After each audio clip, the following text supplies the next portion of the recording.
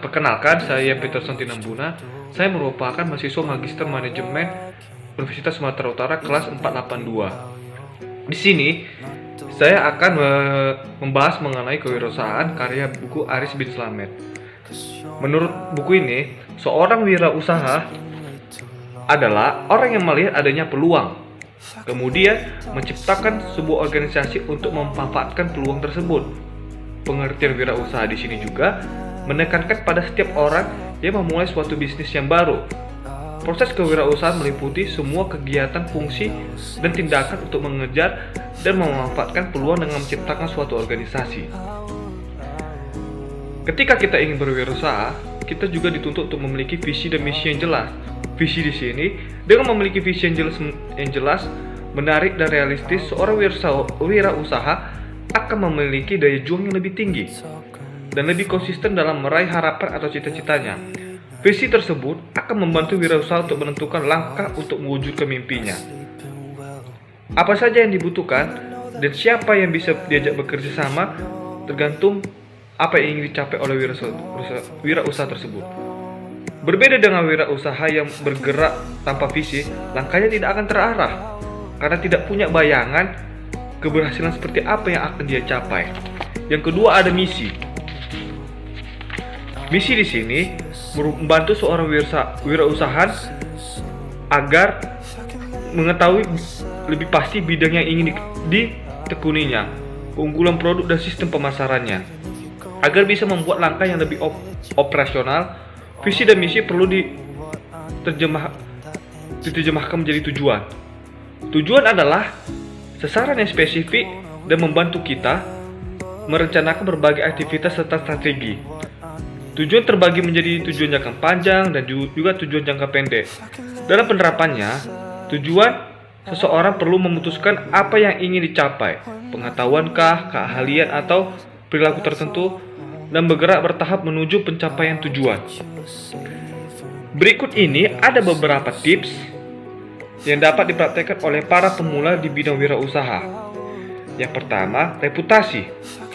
Seorang wirausaha harus senantiasa menjaga reputasinya atau dalam kurung nama baik. Ini sangat penting sebab tanpa nama baik, seseorang tidak mungkin mendapatkan kepercayaan dari orang lain. Yang kedua, ada tumbuh dari bawah, suksesnya dimulai dari langkah kecil. Sukses tidak mungkin dicapai secara instan. Artinya gini, sukses itu dimulai dari sebuah langkah yang kecil. Kita harus memulai step demi step ketika ingin berwirausaha. Yang ketiga, konsentrasi. Konsentrasi bisa seseorang telah memutuskan untuk masuk ke bidang tertentu. Jadi dia harus fokus ke bidang wirausaha yang ingin tekuni. Dan agar usahanya tersebut dapat berjalan dengan baik. Yang keempat, ada berinovasi. Itu sangat penting dalam berusaha, karena kita harus mempunyai nilai lebih dari para pesaing kita yang ada yang sering kita temui.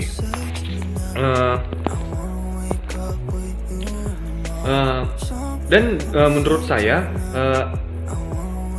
peluang bisnis yang ingin saya kemukakan adalah karena di tengah pandemi sekarang, semua orang telah melakukan perubahan ke bidang teknologi, baik dalam berkomunikasi, menentukan ruang rapat, dan masih banyak lagi. Dan umumnya sekarang orang Indonesia memakai aplikasi yang namanya Zoom. Zoom ini sering dibuat oleh produk asing, baik Zoom ataupun Google Meet itu dibuat oleh asing. Menurut saya, kenapa kita tidak bisa membuat aplikasi seperti ini dengan memanfaatkan tenaga lokal? Kita punya banyak tenaga ahli yang berbakat di bidang IT. Dan meskipun nanti ada kekurangannya, kita bisa bekerja sama dengan perusahaan-perusahaan yang ada di luar negeri seperti Swiss yang jago di bidang IT.